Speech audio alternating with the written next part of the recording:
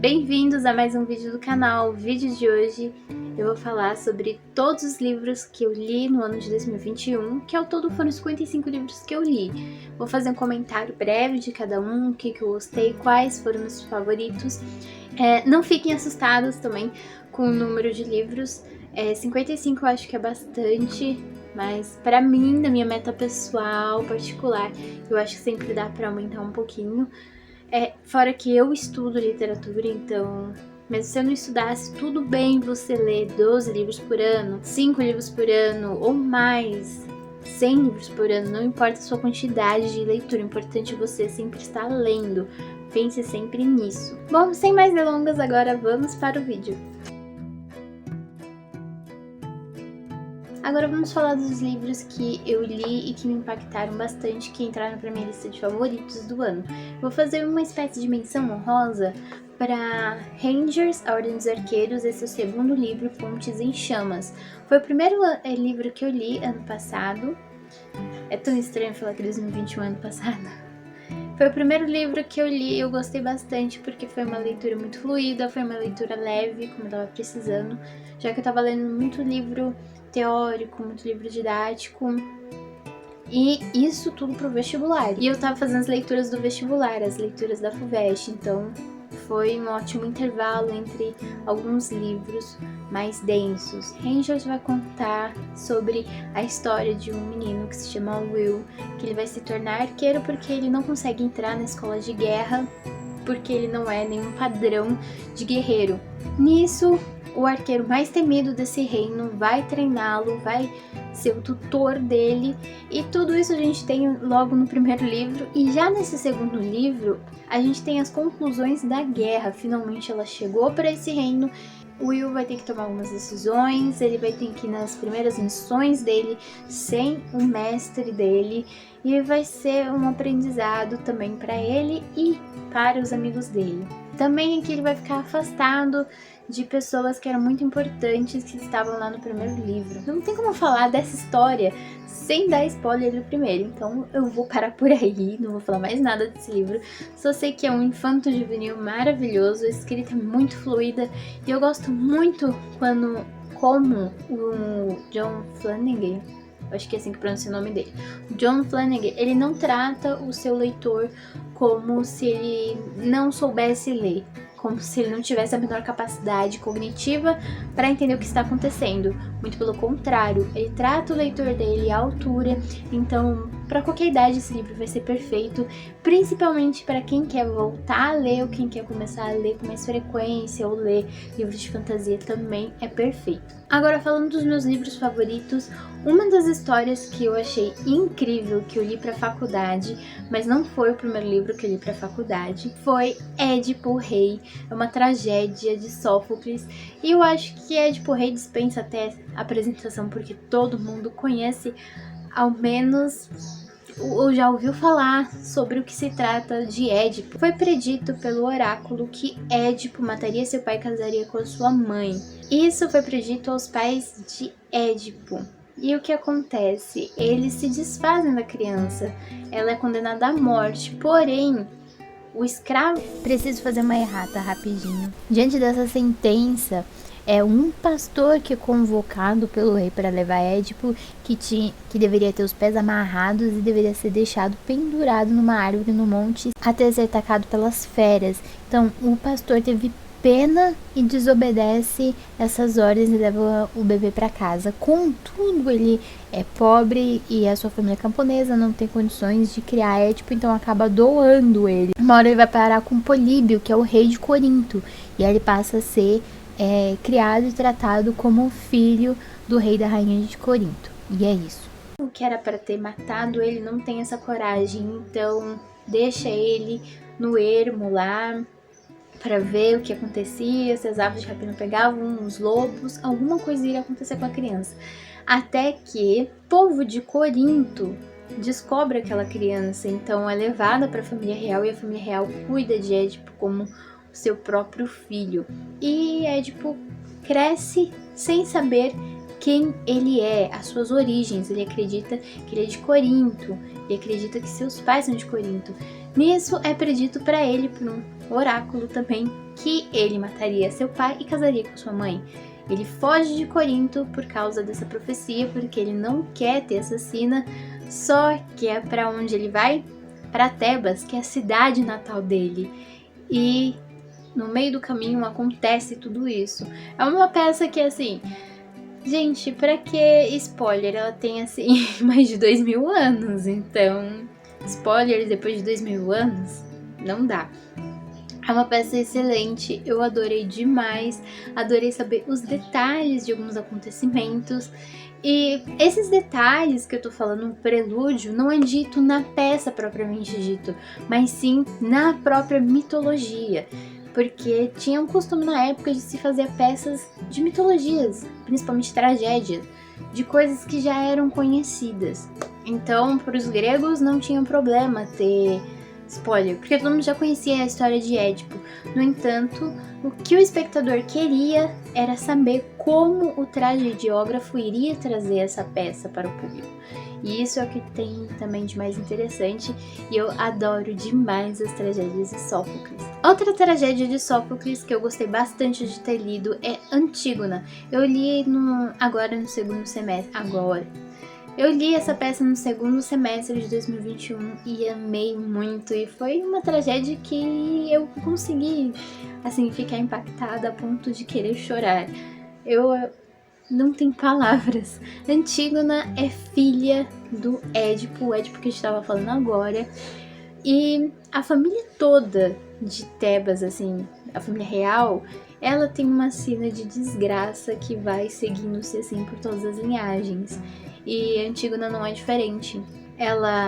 Basicamente, essa tragédia se trata de o sepultamento de um dos irmãos dela.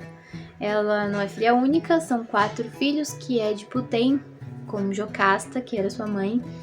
Desses 4 filhos, são 2 mulheres e 2 homens. Entre os homens tem a disputa pelo reino de Tebas, e para não haver contendas, eles acordaram que cada um deles iria reinar durante 1 ano. Um dos irmãos fica em Tebas, o outro sai de Tebas, enquanto quem fica vai reinando. Só que quando o outro irmão retorna para o reinado de Tebas, o que acontece? Os irmãos têm uma contenda porque um não quer largar o poder e o outro quer o poder. Nisso a cidade entra em guerra com as outras cidades vizinhas porque o irmão que tinha saído tinha aliados em outras cidades. Resumo de toda essa tragédia: esse irmão, ele perde, ele é morto, só que a cidade de Tebas é que vence essa guerra. No entanto, Creonte, que é parente deles, seria o sucessor mais próximo desse trono. Ele então toma o trono e faz uma celebração fúnebre com todas as honrarias militares, que esse irmão que estava em defesa de Tebas, ele recebe, o outro não, ele é punido, então ele não deveria ser sepultado. No entanto, Antígona vai contra esse mandato que é lei, ninguém poderia enterrar esse irmão, e ela faz as ordens fúnebres e tudo mais para o seu irmão, e Creonte descobre, e a sentença é a morte. Então essa tragédia vai discorrer sobre essa contenda no trono, e não essa parte que eu tava falando sobre a origem, porque aconteceu essa guerra, porque na verdade isso também é parte da mitologia. Você já entra na peça sabendo que um dos irmãos morreu e o outro não, um recebeu o sepultamento com as honrarias e o outro não, e você não sabe por que exatamente. Aí por isso que é importante você ter uma contextualização antes de começar a ir de cara assim em algumas tragédias. Outros livros excelentes que também é digamos assim, os clássicos dos clássicos. Eu vou falar que é uma duplinha, porque assim, não tem como ler um e não ler o outro. Também pertence a esse nicho grego que eu estudei na faculdade, que é Ilíada e Odisseia. Essas aqui são as edições da Penguin, que eu comprei o box, e esses livros são maravilhosos. Eu amei Ilíada. É sério, Homero pra mim é maravilhoso. Eu não sei como eu não sei como eu não li esse livro antes, tanto Odisseia quanto Ilíada.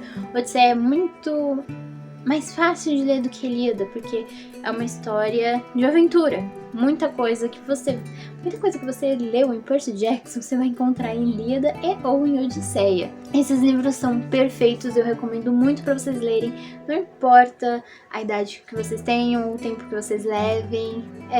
Não importa se você é aquele leitor casual ou aquele leitor assíduo. O importante é vocês lerem Homero, que Homero é maravilhoso, é perfeito. Então, Ilíada, eu acho que também Ilíada e Odisseia não precisam contar muito, porque são histórias bem conhecidas. Ilíada vai contar sobre a Guerra de Troia, mas não toda a Guerra de Troia, porque ela durou 10 anos. Ele vai contar um episódio que durou alguns meses, que é a ira de Aquiles. Então aqui a gente vai ter toda uma treta entre Aquiles e Agamenon. E aí depois entre Aquiles e Heitor, que matou o melhor amigo dele. E é nisso. Basicamente, isso muito, muito por cima. Então aqui você também vai ver os deuses atuando nas guerras dos humanos. Você vai ler sobre que os deuses têm partido. Uns preferem a cidade de Troia, outros preferem os aqueus, que é assim que se chamam os gregos. Os gregos não se chamavam gregos. Eles só começaram a ser chamados de gregos pelos romanos. Se eu não me engano, foi pelos romanos. Odisseia vai contar a história de Odisseu, ou em algumas traduções que levam em conta o nome latino Ulisses. Essa tradução do Frederico Lourenço, ele conta com o nome Ulisses, o nome latino, e não Odisseu mesmo, que é um nome grego. Aqui a gente vai ter as aventuras dele, que é ele é um personagem que também está em Ilíada. Após a Guerra de Troia, ele vai tentar retornar para a sua cidade. Porém, o que acontece são desvios de cursos que levam anos e anos. Então, sua esposa está cuidando do seu reino, e enquanto tem vários pretendentes que quer a sua esposa, ele não faz ideia do que está acontecendo em sua terra natal. Mas assim, sua casa tá uma desordem, tá todo mundo querendo pegar seus tesouros, todo mundo acha que ele morreu. Penélope, que a sua esposa tá ali firme e forte, tendo fé que os deuses vão trazer ali esse marido.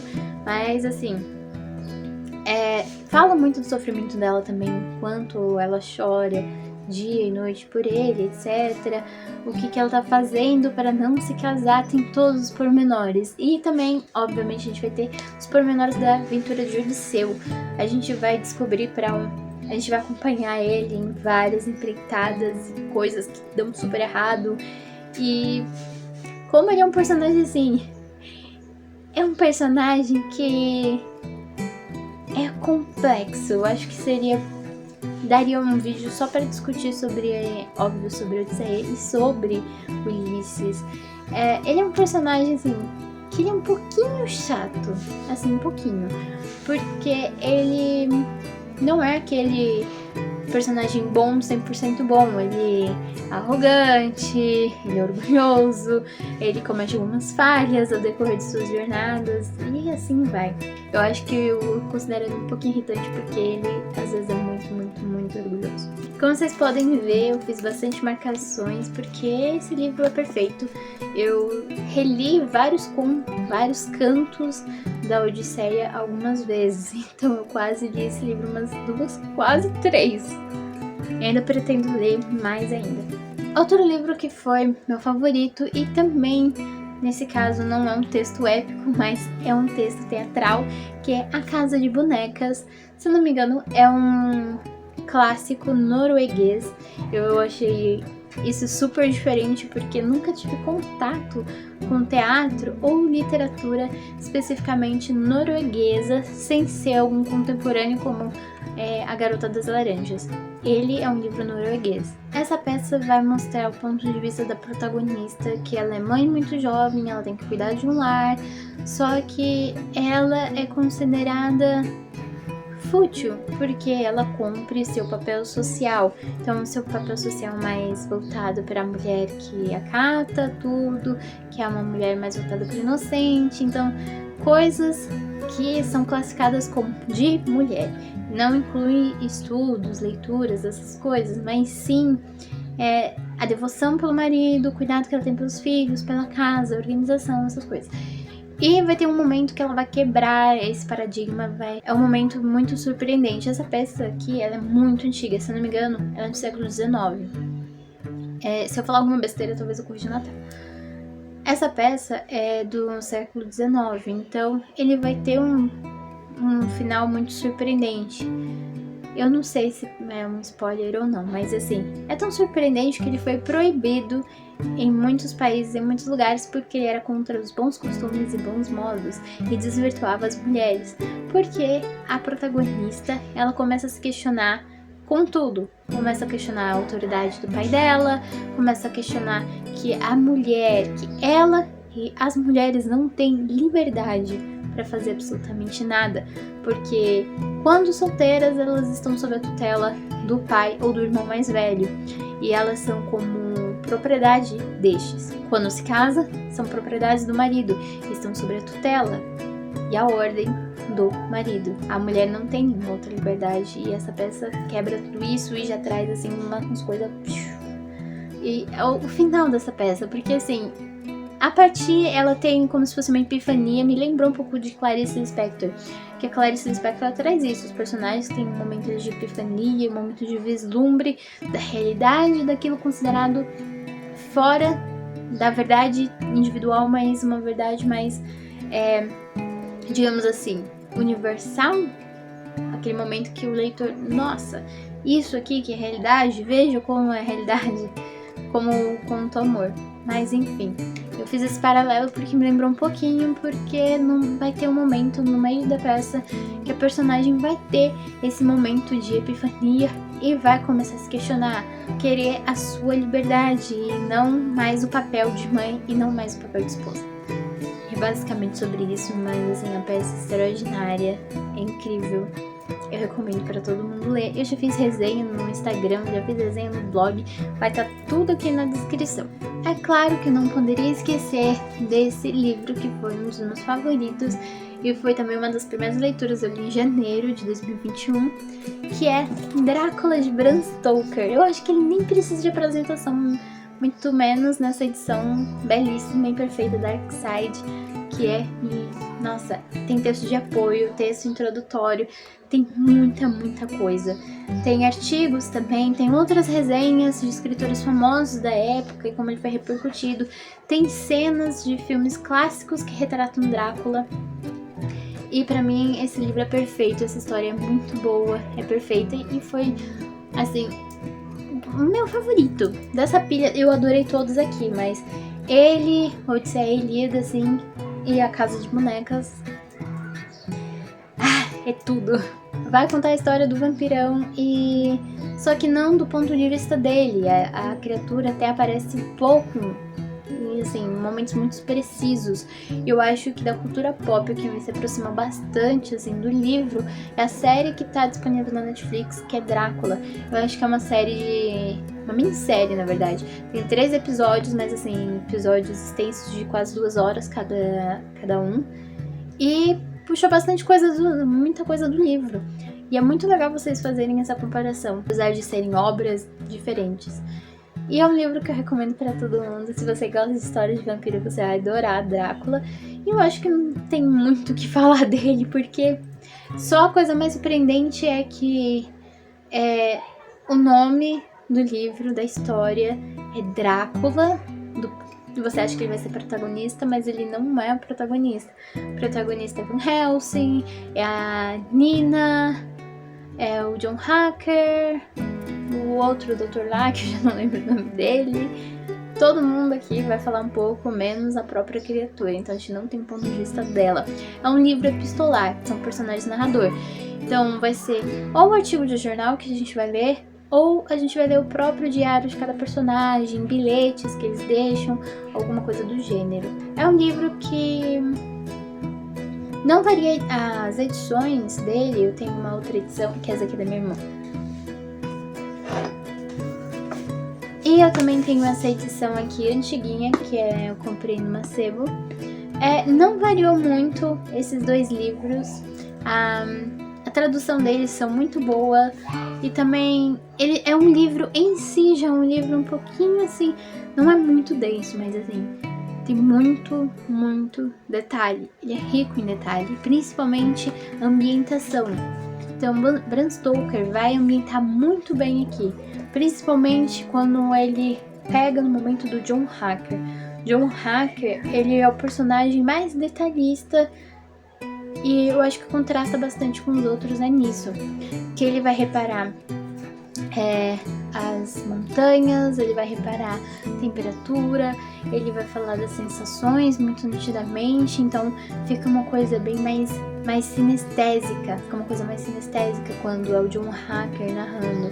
A Nina é um personagem que vai chamar a atenção mais pro lado emocional de cada personagem. Ela vai estar analisando os outros personagens também, ela vai reparar como cada um está e vai demonstrar super preocupação por todos eles, principalmente pela sua melhor amiga. É um livro que obviamente vai ter uma coisa que a gente consideraria que é clichê falar da mulher desse jeito, mas gente, é um livro do século XIX.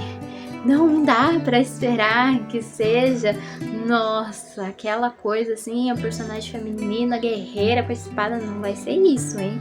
Vai ser visão do homem do século XIX, e é do homem do século XIX, então vamos lá. Bom, o vídeo chegou ao fim, eu espero que vocês tenham gostado de ter falado de todas essas leituras, de ter falado um pouquinho de cada um desses livros meus favoritos. Muito obrigado por vocês terem assistido até aqui, por terem me ouvido.